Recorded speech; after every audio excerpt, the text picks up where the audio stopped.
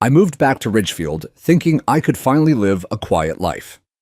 After 30 years of service as a government geologist, mapping fault lines, identifying unstable grounds, and writing risk assessments no one ever reads, I figured I'd earned some stillness.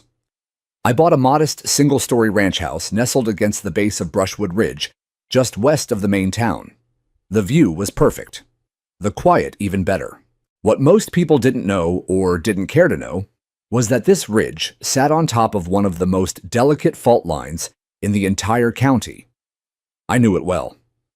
I had studied this earth walked, it drilled into it, monitored its breathing for decades, and I knew what it was capable of when people treated it like just another stretch of land to pave over. But Ridgefield was changing.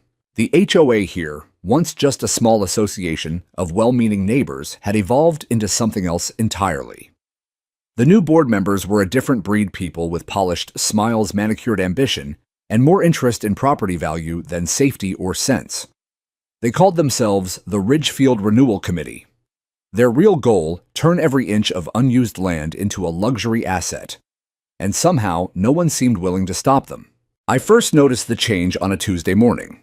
There was a yellow excavator parked a few hundred feet from my fence line, its massive bucket resting like a threat on the earth. Surveyors stood with clipboards. Orange flags dotted the grass. A stack of blueprints sat on the hood of a white HOA-marked SUV. It didn't take a genius to realize what was happening. They were preparing to build big. I walked over, still wearing my gardening gloves, and asked the man in the white shirt what was going on. New housing development, he said, not bothering to look up. Ridgefield Heights, 13 executive homes, HOA-backed. On this land, I asked, glancing toward the base of the ridge. Yeah, pretty isn't it, views sell. You from this side of the neighborhood. I nodded slowly. You do realize this is seismic ground? The man snorted. Old rumors. Not rumors, I said. Geological fact. There's a fault running right through this patch. He finally looked at me, then mildly amused. You a scientist or something? I smiled without warmth. Used to be. Geological survey. 30 years. He blinked, visibly recalculating. Well, I'm just following plans. You'll have to take that up with the board. Oh, I will. That night, I pulled out my old hard drives and binders. Years of seismic data, topographical overlays, stress reports. I stayed up late piecing together maps and annotated diagrams. The documents felt heavier now, like they were warning me all over again. The next morning, I attended the HOA board meeting, something I usually avoided at all costs. It was held in the newly remodeled community center with polished floors and a long faux oak table that gave the board an air of authority they didn't deserve. The room smelled of lemon cleaner and self-importance. Karen Lattimore, the HOA president, was the first to greet me, if you could call it that. Her smile was brittle, like a cracker about to snap. Mr. Talbot, she said, how nice of you to join us. I heard there's a plan to build on the western ridge, I said loud enough for the room to hear. I'm here to make sure the board understands the seismic risk. She motioned to a seat. Public comment is at the end. No, I said, stepping forward. This can't wait for polite structure. You're about to build 13 homes on top of a known fault line. That's not just irresponsible. It's dangerous. There was a pause. Then the chuckling began, quiet, dismissive. Karen held up a hand, silencing them. We've had the land reviewed, Mr. Talbot. It passed the city's basic soil inspection. That's not the same as a seismic survey. Do you have documentation? She asked smugly. I reached into my satchel and laid down a stack of printed overlays, full-color maps, and a USB stick with 18 years of GPS-monitored data. She didn't even look at them. We appreciate your concern, she said, sliding the papers aside. But this land is under HOA jurisdiction. We followed all the permitting procedures. If you feel the need to escalate this, you're free to contact the city. Now, if there's nothing else, there's plenty else, I snapped.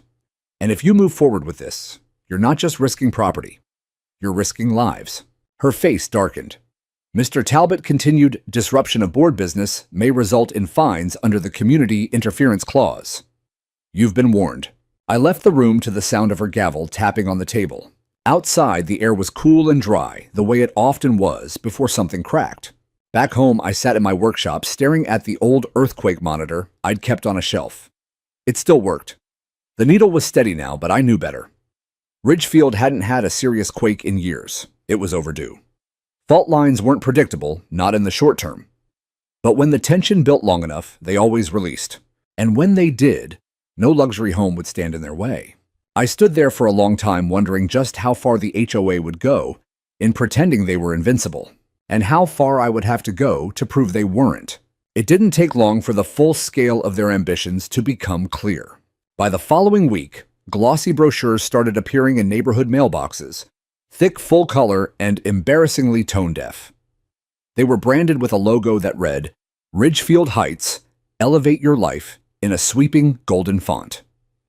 The cover showed a digitally rendered image of luxury homes perched against the very ridge I'd spent decades studying, the kind of image that looked like it belonged in a magazine ad for a gated community in Napa, not a development built over a ticking geological time bomb. Inside the brochure, each home had a name: the Aspen, the Marigold, the Summit, all boasting wraparound porches, infinity pools, and glass walls designed to capture the breathtaking western sunsets. The designs were beautiful, undeniably so, but every one of them sat precisely over the fault line, bold and blind and proud. Karen Lattimore had outdone herself. I almost laughed when I saw her photo on the back page, arms crossed, chin tilted up, standing beside an architectural model of the neighborhood. She wasn't just the HOA president anymore, she was the visionary director of Ridgefield Development. Her quote read, "We believe in building a legacy for Ridgefield. This is where the future lives." It was hard to describe what I felt. Disbelief, yes. Anger, definitely. But underneath it all, there was a hollow sadness, the kind that comes when you realize people are going to have to suffer before they start listening. I'd seen it too many times before, towns that gambled with nature, betting against time, and always losing. I showed the brochure to my neighbor Daryl, a retired firefighter who'd lived in Ridgefield as long as I had. He squinted at the images, then muttered, "This looks like a damn resort." "It's a death trap," I said. "They're building right on top of it." He looked up. "Still pushing forward, huh? Like they've never heard of liquefaction, or vertical shear, or basic common sense." Daryl grunted. "Well, you warned them." "I'm not done warning." That weekend, I drove out to the county records office. If the HOA had pulled permits, there'd be a paper trail. I spent nearly 6 hours digging through digital logs and printed files, cross-referencing land use applications with geological overlays. And that's when I found it. 3 months prior, the HOA had submitted a request for zoning modification, reclassifying the ridge area from conditional residential to permitted residential. Buried in the application was a note: no known environmental hazards, no mention of the fault, no mention of previous seismic surveys, just a blank space where danger should have lived. I printed everything, highlighted key lines, and prepared a formal letter to the city's planning department. I included copies of my geological reports, the topographic fault maps, and the original hazard assessments I'd contributed 2 years earlier. I mailed it certified with a return receipt. Then I waited. 2 weeks passed, no response. Meanwhile, the HOA began clearing land. Bulldozers tore into the gentle slopes I'd once hiked with my wife. Trucks hauled out soil by the ton. Surveying poles popped up like weeds. I watched from my back porch as trees fell and foundation stakes were hammered into a ridge that had once shuddered so hard it cracked concrete 15 miles away. And then, almost theatrically, the HOA threw a launch event. They called it The Vision, unveiled a champagne-soaked, groundbreaking ceremony with ribbon-cutting local press, and even a drone filming overhead for promotional content. Residents were invited to celebrate the next chapter of Ridgefield. I didn't go, but I saw the footage online. Karen Lattimore stood at the podium in a tailored white blazer, her blonde hair perfect despite the breeze. "Today marks the beginning of a brighter Ridgefield," she declared, her voice amplified across the ridge. "We are elevating our community literally and figuratively." The crowd clapped. Real estate investors in suits nodded behind her. The mayor of Ridgefield, yes, the actual mayor, stood beside her, smiling like a man with campaign donors in the wings. I felt sick. The following morning, I drove to City Hall. I didn't call ahead. I didn't ask for an appointment. I walked in holding the return receipt they'd signed for my letter and demanded to speak to someone, anyone, about the building project on the ridge. After enough persistence, I was granted a 10-minute meeting with a planning coordinator named Elise Morales. She was in her 30s, probably new to the office, and she looked uncomfortable the moment I dropped the binder on her desk. "I submitted this 2 weeks ago," I said. Seismic risk, improper zoning, changes falsified, hazard declarations. Did anyone even read it? She flipped through the papers with a growing frown. This doesn't match the documents we were given by the HOA.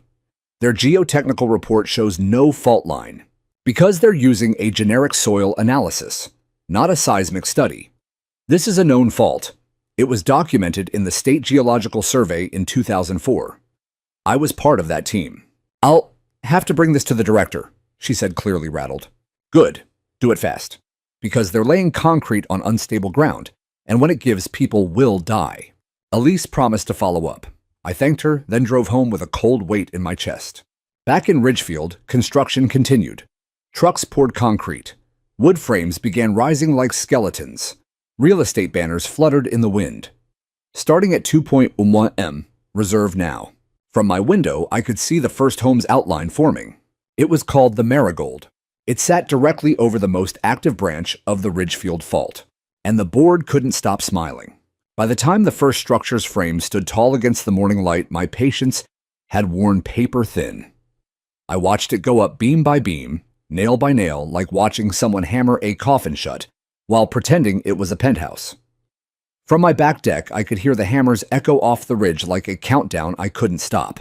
I called Elise Morales again, twice. Left messages. On the third try, she picked up. Mr. Talbot, I was just about to reach out, she said, her voice tight. I brought your documentation to the planning director. He reviewed it, but I said already, hearing the excuse before it came. He said the HOA's permits are already approved and the construction has legally commenced. At this point, unless there's proof of fraud or negligence, the city can't intervene without significant liability. Proof of fraud, I snapped. You're holding it. It's sitting in that binder. I agree it's concerning, she said carefully. But we're not geological experts. The city deferred to the HOA's contracted firm for environmental clearance. I could barely breathe through the frustration. Elise, I'm telling you, they're building death traps on a fault line. That ground is waiting to break. And when it does, it won't ask for a permit. She was quiet for a long moment. Mr. Talbot, I believe you. But unless someone takes legal action, our hands are tied. That was the moment I realized exactly how insulated the HOA had made themselves. Karen and her board had engineered more than a housing project. They'd built a wall of bureaucracy around their plans tall enough to block out any inconvenient truth. And the city, they weren't blind. They were just comfortable looking the other way. So I changed tactics. I wrote an op-ed for the Ridgefield Gazette, the only newspaper in the area with any real circulation. It was titled, Fault Lines and False Promises.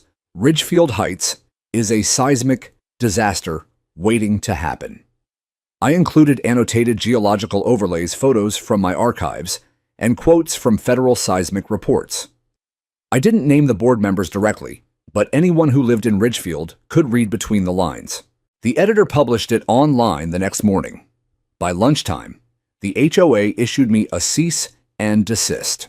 A manila envelope arrived on my doorstep, delivered not by a mail carrier, but by one of Karen's board sycophants, Todd, the kind of man who wore golf polos in winter and called himself Vice President of Compliance. He stood at the edge of my driveway, like he expected me to salute. Legal notice from the board, he said, handing over the envelope. You're in violation of the HOA's non-defamation and public conduct clauses. I opened it right there in front of him. 4 pages of legal language, all designed to do one thing, scare me into silence. You understand this is unenforceable, right? I said. Todd just smiled like he was reading off a script.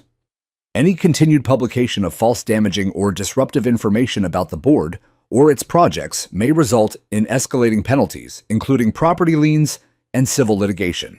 You're threatening a lawsuit over a geological report. I'm just the messenger. I stepped closer. Tell Karen the earth doesn't care about her lawyers.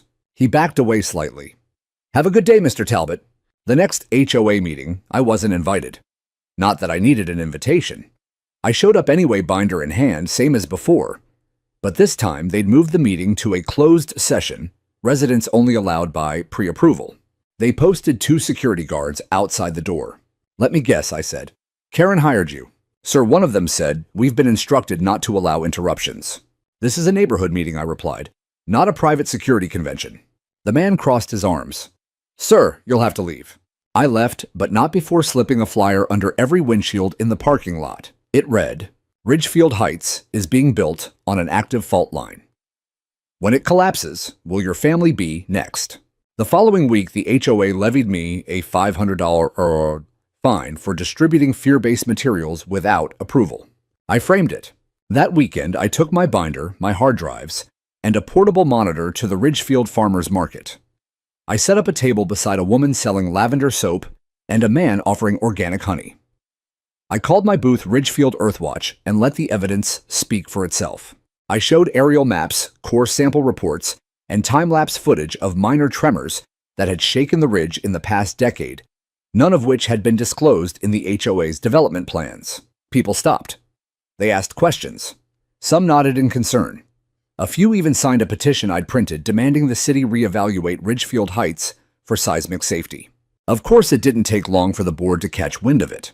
On Monday, I received another letter this time, a formal HOA violation for operating an unapproved community event. They threatened to suspend my voting privileges and community facility access. It would have been funny if it weren't so pathetic.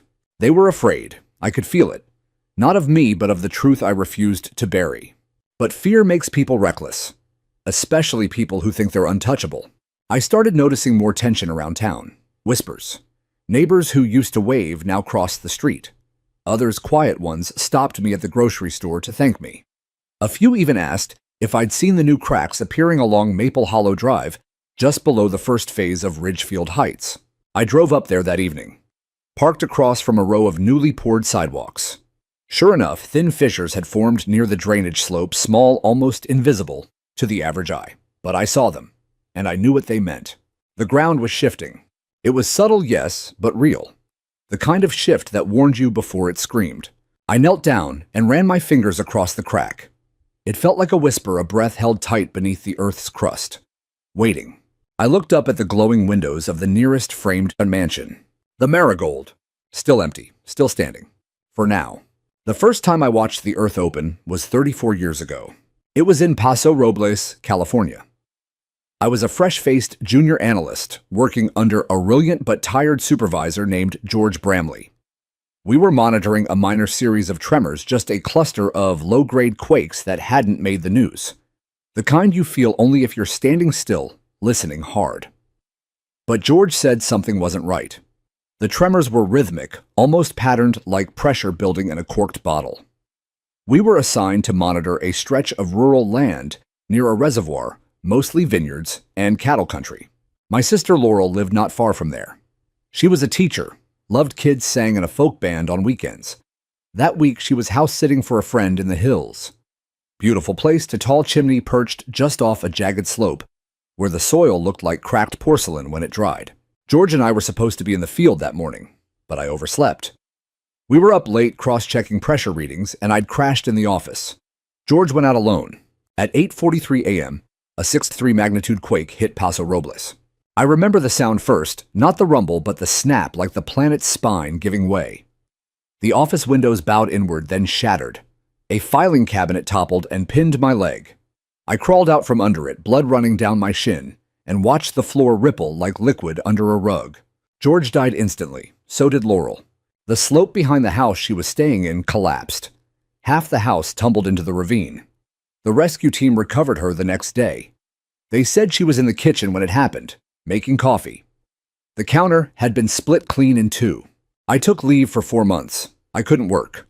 Couldn't look at maps or diagrams or sediment samples. My hands would shake. Every creak in a wall made my skin go cold. It wasn't just the grief, it was the guilt. I'd seen the signs. I just didn't act fast enough. Eventually, I returned. I got stronger. But I never ignored the earth again. Not even the smallest whisper. That memory hadn't resurfaced in years. But standing on Maple Hollow Drive, my hand tracing a fresh crack in the sidewalk, it returned with suffocating clarity. The scent of scorched stone. The way my mother's voice broke when she asked if it was true. The bite of cheap carpet against my knees when I collapsed at the news. The HOA board didn't know any of this. To them, I was just a crank with a clipboard and a grudge. But that pain, that loss, was the furnace behind my resolve. The next morning, I met with Daryl again. He brought coffee and an old metal thermos, still warm. "You all right?" he asked. I nodded, just remembered some things. He didn't press. That's one thing I appreciated about Daryl. He knew the value of silence. He handed me a folded newspaper. "Front page petition demands new seismic survey at Ridgefield Heights. Got over 600 signatures," he said. "That's half the town." "City still hasn't budged," I replied, flipping through the article. "But they're feeling the pressure." He chuckled. "Ain't that ironic? Ridgefield's all about pressure lately." Later that day, I received a letter from the city's engineering division. It wasn't an apology or a call to action, but it was something. They acknowledged community concern and stated they would initiate an independent review of the original soil studies conducted by the HOA's third-party contractor. It wasn't the seismic survey I wanted, but it was a crack in their armor. And cracks had a way of spreading. Karen unsurprisingly fired back fast. Within 48 hours, I got hit with a formal notice of Community Conduct Violation Level 3. They accused me of spreading false geological claims, creating public panic, and causing reputational harm to the HOA. The letter warned that continued offenses could result in property lien enforcement, a threat I knew was mostly bluster, but one that could scare the average homeowner into silence. I posted it online. The response was immediate and fierce. Comments poured in. Emails from concerned neighbors. A retired structural engineer from the next county over reached out offering to testify on my behalf if it came to that. But the most surprising message came from someone else, someone I never expected.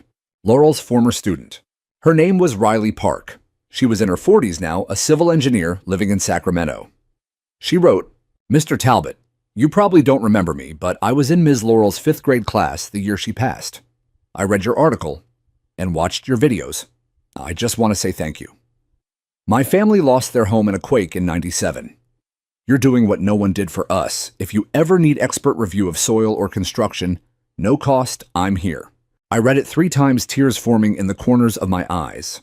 For the first time in weeks, I felt something heavier than frustration at connection. That stubborn ache of grief had finally turned outward, blooming into something useful. A cause not just driven by memory, but shared responsibility. I wrote back thanking her. That night, I pulled out a worn photo album from my shelf. Inside was a picture of Laurel and me on a hiking trip when we were kids, standing on a ledge not far from where Ridgefield Heights now sat. She was laughing, head back, hands on her hips, daring the wind to push her. I whispered to the photo, "I'm not letting them build your grave." I didn't sleep much that night. The ridge groaned once around 3 a.m. A deep, low sound like a breath held too long. I stepped outside in my slippers, scanned the ridge with a flashlight, still, silent. But I knew better. The earth remembers. And it was getting ready to speak. The sound of hammers and saws grew louder each day. The homes rose with stunning speed frames, walls, trusses, roofs. By the 3rd week of full construction, the skeletons of 7 houses already dotted the ridge, casting long shadows across the trembling hillside. Their presence was unnerving, like watching mansions bloom on a battlefield, where the land itself had not agreed to peace. I stood at my fence line, arms crossed, watching the workers like a hawk. Most were just contractors, hired hands trying to earn a paycheck. I didn't blame them. They didn't know the history. They weren't the ones signing off on environmental clearances or ignoring geological data. Still, each new truckload of concrete felt like a personal insult to the truth. The HOA board didn't slow down, not after the article, not after the petition. Not even after the city's engineering division acknowledged public concern. If anything, Karen seemed more emboldened. They started hosting open house previews before the homes were even finished, complete with mock staging and drone footage of the panoramic views. Banners waved along the newly paved road like flags at a parade. And then came the billboards. Big glossy advertisements at the town's entrance showing wide-angle shots of the model homes under the slogan, "Live on the Edge, Ridgefield Heights." I stared at one so long I missed a green light at the intersection. Cars honked. I didn't even flinch. Live on the edge, I thought. You have no idea. That week, a new crew arrived. Specialists. Out-of-town subcontractors brought in to install custom foundations, some high-end seismic damping system designed to mitigate minor quake vibration. It was laughable. You don't slap a rubber gasket on a house and call it earthquake-proof when it's sitting on top of an active thrust fault. That's like building a yacht on a frozen lake and calling it a cruise ship. I wanted to stop them, desperately. But the courts moved slowly. My complaints had been filed. The documentation had been submitted. But bureaucracies don't work on urgency. They work on procedure.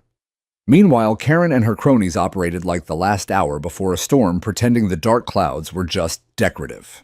One morning, I saw a group of board members and real estate agents touring the ridge. I recognized Karen, of course. Her signature white blazer and stiff posture made her impossible to miss. She was pointing at something, speaking animatedly to a couple in tailored business wear. I decided to approach. As I neared the group, Karen turned and immediately forced a tight smile. "Mr. Talbot," she said. What a surprise. I doubt that I replied, my tone cold but measured. "We're just showing prospective buyers around. Ridgefield Heights has generated quite the buzz." "I imagine so," I said, eyeing the couple. "You folks from around here?" The man smiled, but warily. "Looking to relocate?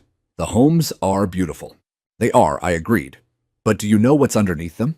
Karen interjected quickly. "Mr. Talbot is a known community critic. He has concerns about fault lines," I said bluntly. "Active ones. You're standing on a major fracture in the Earth's crust.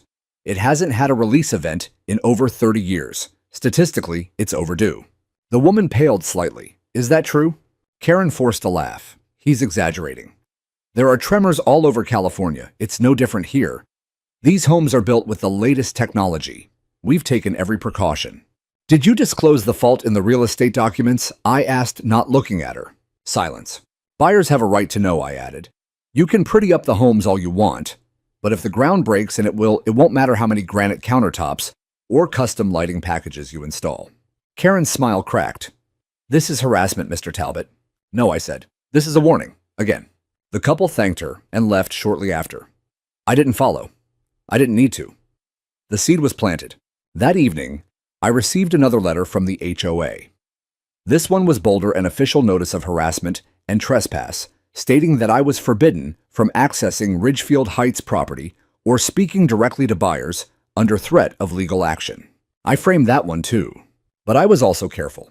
Instead of confronting buyers, I started mailing packets. Quietly. Anonymously. No return address. Each one included copies of geological fault maps, past seismic activity reports, and still images of cracks forming along Maple Hollow Drive. I even included quotes from the Ridgefield Gazette article and a transcript of my op-ed. The packet started to work. Word spread. 2 buyers pulled their down payments. 1 contractor backed out of a bid. A real estate firm that had signed on as a marketing partner quietly removed Ridgefield Heights from its website. Karen naturally blamed me. She called a special emergency session of the HOA board. I wasn't invited, but Daryl's cousin, who worked maintenance at the community center, tipped me off. Said she looked like a volcano in heels, pacing and shouting about slander and sabotage from within. Good, let her boil. But amidst my quiet satisfaction, something else was building. The ridge had started humming. It was subtle at first. A low vibration. A deep, almost imperceptible resonance underfoot when I walked the trails behind my house. At night, I could hear the faintest tremble in my window panes. Not a rattle, just a tension. A breath being held. I set up my old monitoring equipment in the basement, dusty, outdated, but still functional. Within days, the needle began recording small tremors. Microquakes, dozens of them. Too small to be felt, too frequent to ignore. I uploaded the data to a private server and cross-referenced it with USGS satellite feeds. The results made my stomach tighten. The fault was waking up. The pressure was rising. And Ridgefield Heights was the fuse. The homes kept going up. The board kept celebrating. The land underneath it all stayed silent. But not for long. The earth does not scream before it strikes. It whispers. It shudders. It warns quietly, insistently, like a dog pacing before a storm. And by the second week of April, the whispers had become relentless. The data from my basement sensors showed an increasing swarm of microseismic events. Short bursts of low-magnitude tremors clustered directly beneath the ridge. The frequency had tripled in 5 days. I logged each one with a timestamp and location estimate, layering them onto a topographical overlay. It looked like a heartbeat spiking to a dangerous rhythm. This was the prelude I had feared, and I absolutely knew we were on the edge. But the homes kept rising. 2 more had been fully framed. The model house, the Marigold, was nearly complete. They'd even installed glass balcony railings which shimmered in the sun like a dare. Landscaping crews had arrived to dig trenches for irrigation, completely unaware they were carving into a false, fractured shoulder. I didn't sleep. For 2 nights, I sat hunched at my desk, cross-referencing fault line models with the new data, trying to predict the moment when the stress would snap from buildup into rupture. But of course, prediction was never the point. You couldn't time the Earth like a clock. You could only see the signs and choose whether to ignore them. I had 1 shot left. I took a deep breath and called someone I hadn't spoken to in years, Edward Ramos, my old colleague from the California Geological Survey. He was now with the United States Geological Survey, senior level. If anyone could trigger an emergency review, it was Ed. He picked up on the second ring. "Talbot," he said, voice rusty but familiar. "Damn, been a while." "I need a favor," I said, "and it's big." Within 10 minutes, I had his personal email and sent him everything: sensor readings, drone footage, geological overlays, even photos of the cracks along Maple Hollow Drive. By midnight, he called me back. "Jesus, Rick," he said, "why hasn't the city issued a halt?" "Because the HOA controls the narrative," I replied. "And they think a fault line is just a footnote." He went quiet. "You need to get someone out here, Ed. Official. Before the press releases are about body counts." "I'll make some calls," he said. True to his word, 2 days later, a white SUV bearing the USGS logo rolled into Ridgefield. Inside was a team of 3 geologists with hard hats and clipboards. I met them at the base of the ridge just past the perimeter fencing for Ridgefield Heights. Karen was there too. She stood in her usual crisp attire, arms crossed, flanked by 2 HOA board members and a lawyer in a sharp gray suit. Her eyes narrowed as I approached. "Mr. Talbot," she said through a tight smile. "Still pretending to be the town's savior, I see." I ignored her and greeted the lead geologist, a younger man named Dr. Nate Leary. "Appreciate you coming," I said. "We saw the data," he replied. "You're not wrong. There's significant shallow activity clustered right beneath this ridge. We'll be taking some direct readings." Karen stepped in. "This is private property. You can't—" "Yes, we can," Dr. Leary said coolly. "Emergency geological inspection, signed by the state office. If there's significant threat to public safety, this development may be subject to a construction freeze." Karen's face lost color. I watched as her posture stiffened. "You'll be hearing from our legal team." "You'll be hearing from the ground," I muttered. They set up equipment within an hour, portable seismometers, GPR arrays, and subsurface imaging tools. I stayed well out of their way, just observing. For once, I didn't need to fight. The data would speak louder than I ever could. 2 days later, the USGS released a provisional alert. While it fell short of mandating an immediate stop to construction, it advised extreme caution with structural developments on the western ridge due to signs of accelerating seismic instability. It was the closest thing to a red flag the federal agency could issue without a full-blown quake. It should have been enough, but it wasn't. Karen and the HOA issued a counterstatement the next day, calling the USGS report inconclusive and accusing me of manufacturing public hysteria for personal vendettas. They announced a grand reveal event for the Marigold the following weekend. Open bar, live music, local dignitaries invited. It was madness, sheer desperate madness. Daryl came by the night I read the announcement. He didn't say much. Just handed me a bottle of bourbon and sat with me on the porch. After a long silence, he asked, "What are you going to do now?" "I've done everything I said. Warned them, filed reports, brought in experts, put my reputation on the line." "Still building," he muttered. "They won't stop until the ground makes them." He nodded, sipped his drink. "You think it's coming soon?" "I don't think, Daryl," I said. "I know." That night, the tremors came closer. The seismograph needle in my basement jumped 3 times between midnight and 3 a.m. Sharp jolts, local. Not just pressure release, but slippage.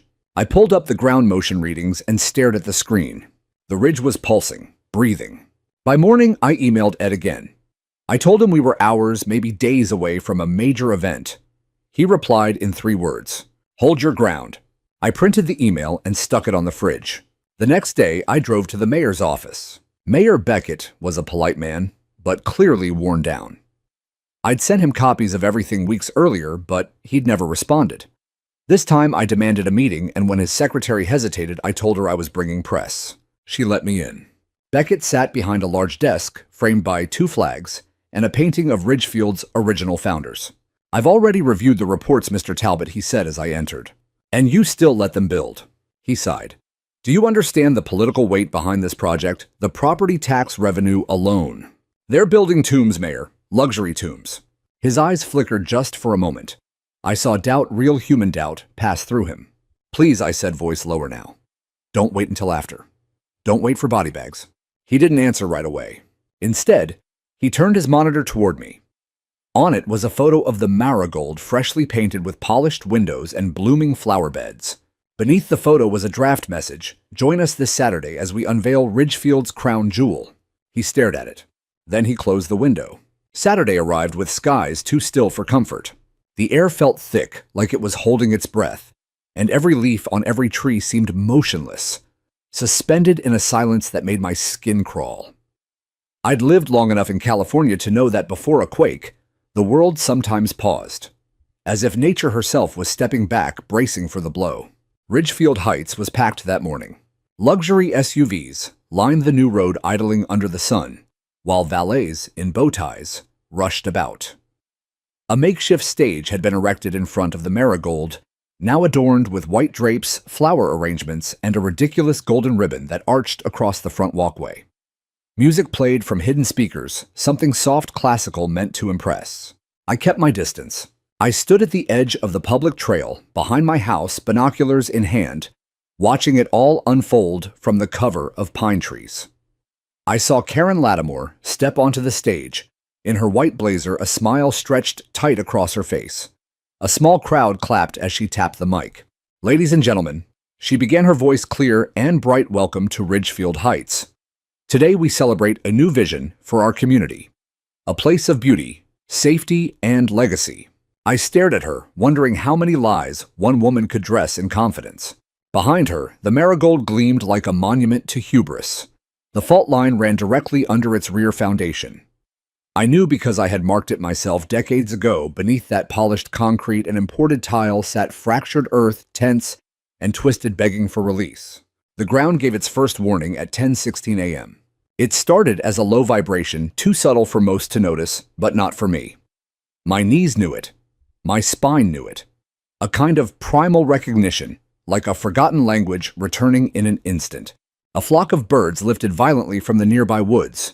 Dogs began to bark in the distance. Karen was still speaking when the second tremor hit.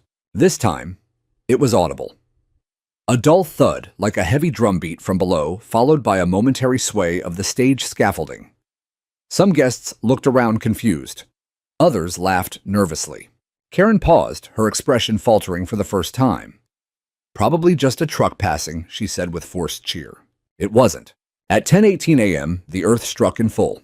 The quake hit hard and sudden, a vertical jolt, followed by a savage roll that buckled the pavement and cracked the decorative brick walls. I gripped a tree as the forest around me shook like a snow globe. The binoculars nearly flew from my hands. Down on the ridge, chaos erupted. The stage collapsed sideways, sending Karen and 2 others tumbling into a cluster of folding chairs.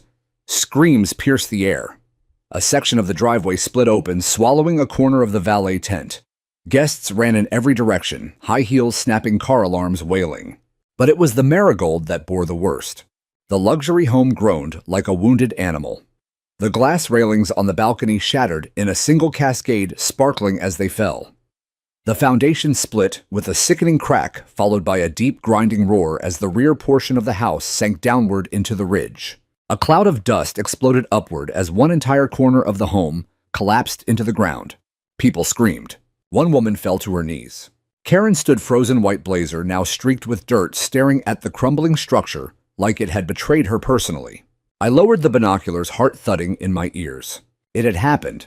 The fault had spoken. And Ridgefield Heights had been built on a lie. Within minutes, sirens echoed through the canyon, sheriff's cruisers, ambulances. Fire trucks. First responders scrambled to reach the injured. A stretcher was rushed toward the remains of the stage. I couldn't see who they carried, but someone wasn't walking. I stayed hidden, not from fear, but from choice. This wasn't my moment. It was nature's. I did, however, turn on my phone and hit record. I filmed the cracked streets, the chaos, the dust clouds still hovering over the Marigold's remains.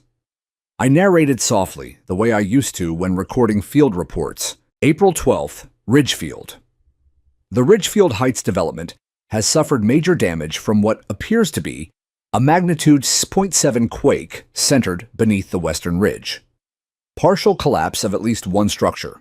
Structural damage across the site. HOA board members were present. This was preventable. I repeat, this was preventable. The next few hours unfolded like a fever dream. The city issued an emergency declaration by noon. Roads into the development were shut down. Power lines sagged, some torn free. Gas lines ruptured beneath a driveway, prompting an evacuation of nearby homes. Local news helicopters arrived, circling like vultures. And Ridgefield, once silent, was now screaming. Karen was interviewed on live television just before sunset. Her face was pale lips, cracked a bandage on her temple. Standing in front of the collapsed marigold, she spoke slowly as if reciting lines she could barely believe. We are cooperating with officials, she stammered. We will investigate the cause of this terrible incident. We had every reason to believe the land was stable. This was unforeseen. I nearly threw something at the screen. Unforeseen. I grabbed the framed HOA violations off my shelf, 3 of them now. I lined them up beside the footage I'd captured beside the USGS reports, the op-ed clippings, the city planning letters, the email from Ed Ramos. Then I sat down and started writing again. But this time not to the HOA, not to the city. I wrote to the press. I sent everything to the Chronicle, the Times, even national outlets. I included video documents, timestamps, expert contacts. I named names. I told Laurel's story. I told Ridgefield's story. And I ended the email with a single sentence. They knew. They were warned. They built anyway. By sunrise the next day, my inbox was on fire. Reporters from 3 networks had replied within hours of my message. One local station wanted an exclusive. Another wanted to send a crew to my home. But it was the call from the San Francisco Chronicle that stopped me cold. Their investigative editor, a woman named Camille Rhodes, said 8 words that would change everything. We believe your story needs to be national. Within 48 hours, Ridgefield Heights was no longer just a neighborhood scandal, it was a state-level disgrace. Every major outlet ran some variation of the headline. Luxury development built on active, fault line, collapses during earthquake, HOA ignored warnings. Photos of the marigold's broken remains went viral. News anchors repeated Karen Lattimore's name like a drumbeat. Aerial drone footage of the ridge showed the extent of the collapse foundations, cracked wide irrigation lines, ripped from the earth decorative stone paths, now fractured like a broken mosaic. I didn't smile, I didn't cheer, but I breathed deeper. Karen tried damage control, of course. She released a public statement 3 days later, standing beside a visibly shaken attorney. She blamed the contracted geotechnical firm. She blamed unprecedented seismic activity. She even tried to question the accuracy of my data, suggesting that I was not currently a licensed professional and had acted with a personal vendetta. The press didn't buy it, because my evidence was undeniable, dated, peer-reviewed, backed by a USGS seismic alert and bolstered by the silence-breaking testimony of others. One by one, people came forward. A former HOA treasurer admitted that she'd raised concerns in private meetings but had been shut down.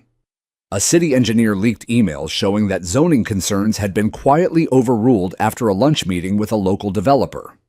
And then, remarkably, 2 construction workers posted a video from their phones taken 2 weeks before the quake of a long crack in the base foundation of another home. The foreman in the video said, "Don't worry." They said it's just surface. The lawsuits began within days. 7 families who had put down deposits filed a class action suit against the HOA. Another suit came from a contractor whose heavy equipment was swallowed during the quake. A third came from an injured valet who suffered a broken leg when the driveway collapsed under his feet. And then the real reckoning started. The state attorney general's office announced an investigation into Ridgefield's permitting process. Subpoenas were issued. HOA board members were called in for questioning.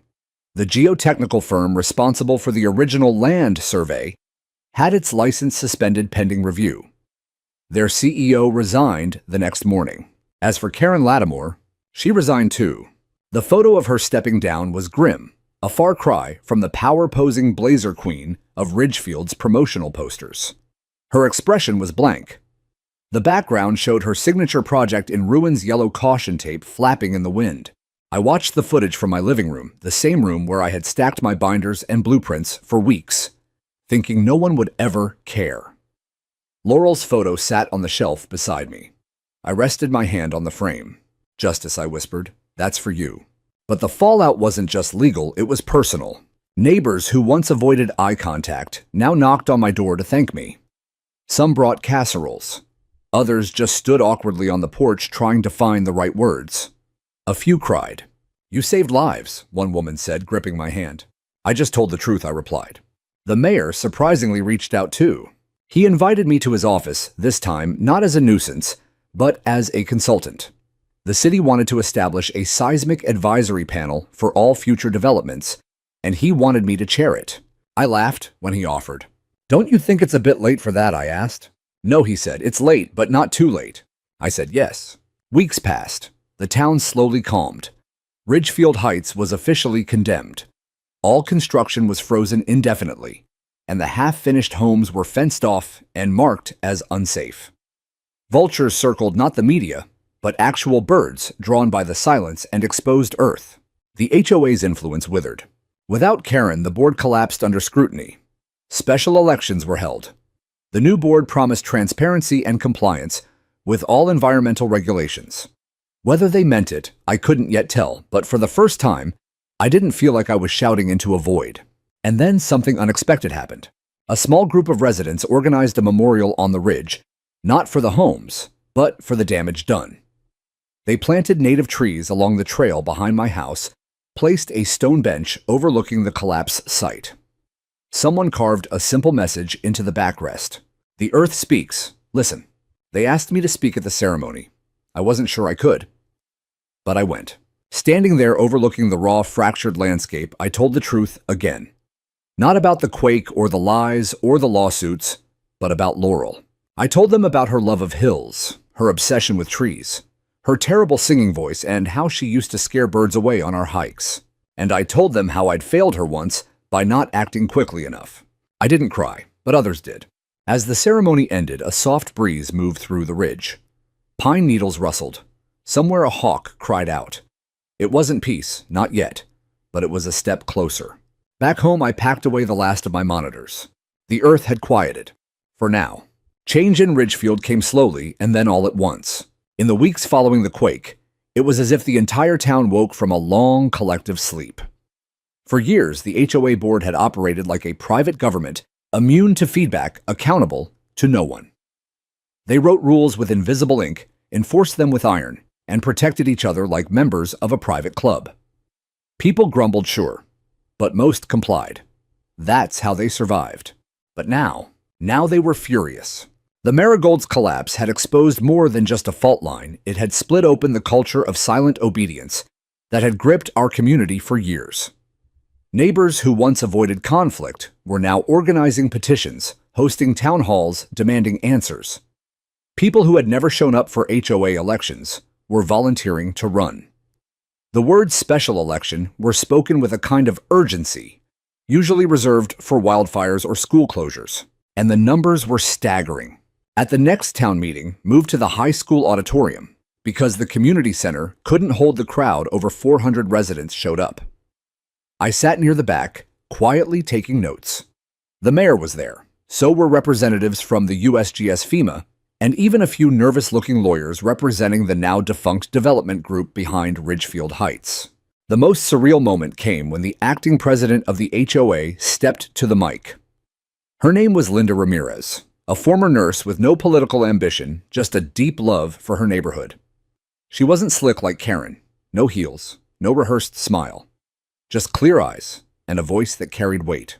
"We failed," she said plainly, "not just as an association, but as a community. We let ambition blind us. We ignored warnings, we silenced dissent, and we forgot that safety comes before beauty, that people come before property." The applause lasted nearly a full minute. I didn't clap not out of protest, but because I felt something else. A quiet, sinking kind of peace. The kind you feel when the fight is finally over and your body is just now realizing how tired it is. But the healing wasn't just in words. Concrete steps followed. The town council passed a resolution freezing all HOA-led development projects until independent geological surveys were completed. They launched an oversight committee that included engineers, environmental scientists, and shockingly, me. I didn't want the role at first. I'd had enough of bureaucracy. But the mayor insisted, and after some thought, I agreed. It felt right, like closure with a compass.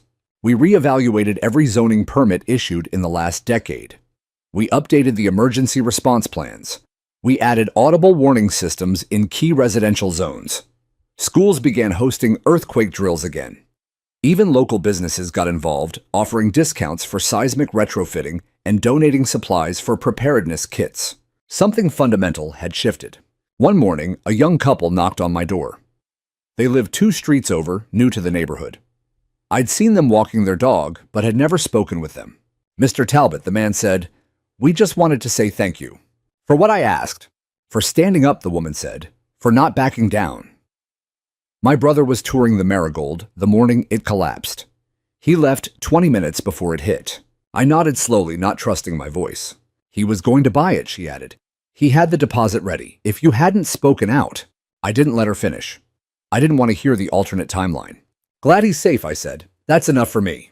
They handed me a small basket, homemade bread honey, and a handwritten card. We stood on the porch for a while after that, just watching the sun rise over the ridge. It was changing too. The construction had stopped. The half-finished mansions now stood like skeletal ruins, their frames exposed to wind and time. Vines had begun to creep up the sides. Wildlife had returned: foxes, squirrels, even a hawk that had made a nest atop one of the abandoned chimneys. Nature was reclaiming what was always hers. The town considered demolishing the remaining structures, but after some debate, they voted to leave one of them standing, the Marigold, as a reminder, as a lesson, a memorial. They fenced it off, reinforced the foundation, and installed a plaque at the base. It read, "Here stood ambition without caution. Let this be a monument to truth, to science, and to those who speak when others won't." I visited it once, not to gloat, not to relive, but to forgive. I ran my fingers along the jagged line where the foundation had split. I closed my eyes and listened.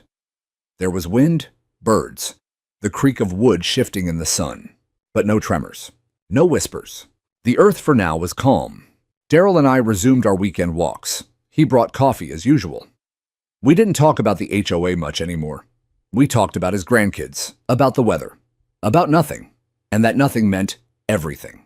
One morning, he turned to me as we reached the ridge trail. "You ever think about moving?" he asked. I looked out across the valley.